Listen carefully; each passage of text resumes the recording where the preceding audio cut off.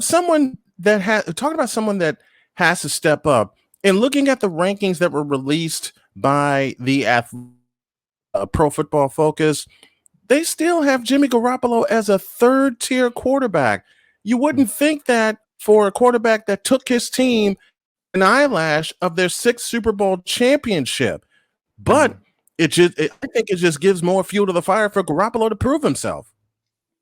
Well, no question. No question. I think what people hold against him is they see him as being, well, first of all, he's only started 26 games. So there's a very small sample size, and you can kind of read into anything you want. You can blow anything out of proportion because it's been 26 games. So you can look at him and say he's accurate. He is. Or you could look at him and say he's turnover prone. He is. Or you could look at him and say he's inconsistent. He is. So he can prove himself in all of these ways and down the line with more experience. I mean, once he gets to 100 starts, you'll know exactly what he is. Right now, it's all a projection. We think he's accurate. We think he's turnover prone. But really, how much can you definitively say about a quarterback after a season and a half? Like, let's imagine if we did this game with Derek Carr after the first 26 starts he did, or Kirk Cousins. Like, right. You learn so much about these guys once they get to 50, 60, 70 starts because the book is out on them. So, I mean, to call him a third-tier player, I think the honest ranking would be an incomplete. We don't know enough. Yeah. Not enough information available yet. But you can't do that. You want to rank everyone, and with players like him, you got to project. So I think it's fair. I mean, to put him any higher after so few starts would seem to be generous. So I don't think it matters. I think what matters is what he's ranked next year, because then he's going to have 40 starts under his belt. Yeah, you bring up a very valid point of him having only 26 under his belt, including the 2 playoff wins, and the start in the Super Bowl. Not enough footage, not enough information about Garoppolo under his belt. What to me he has proven is that he is a winner. 21-5 as a starter. Can he improve? Yes, he can. Can he improve with the turnovers? Absolutely. But at the same time, if you want to look at the numbers that he put up last year, almost a 70% completion percentage, tied for first in game-winning drives, tied for fourth in game-winning drives, tied for first in fourth quarter game-winning drives.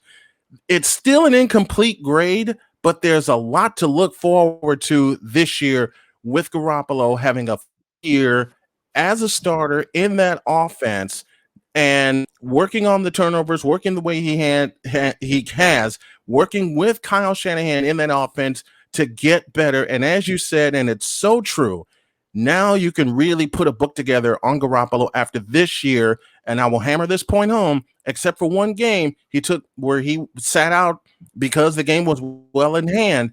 He took virtually every snap for the 49ers. True. And, you said he's proven he's a winner. I would agree. And I think something else, he's proven he's a good quarterback. He's good. Yeah. The question with Jimmy Garoppolo is how good? Because he's getting paid $27 million a year. He's getting paid to be great. Yeah. And in a salary cap league, when you're making that much money, you got to be as good as your salary says you are. Otherwise, you're hurting the team because you're making this money at the expense of someone else who could have been on the team. So is he good enough to win a Super Bowl, making the money he's making? That's a headier thing. He is good. It's not a question. He's shown it. He's not going to all of a sudden totally go in the tank next year and have a 75 quarterback rating. I wouldn't expect that. He's always going to have a high completion percentage and win a lot of games. But will he win the big one? I think the way he played in the fourth quarter gives a lot of fuel to people who are skeptical and say, well, maybe not. So and we know that the Niners were at least looking around this offseason. So he still has something to prove. Having a great regular season winning percentage is nice. But the ultimate question with him, is he worth the money they're paying him?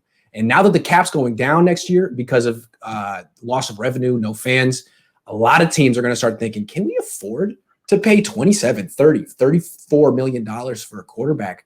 It's almost 20% of our team, our cap. So that's what he needs to prove.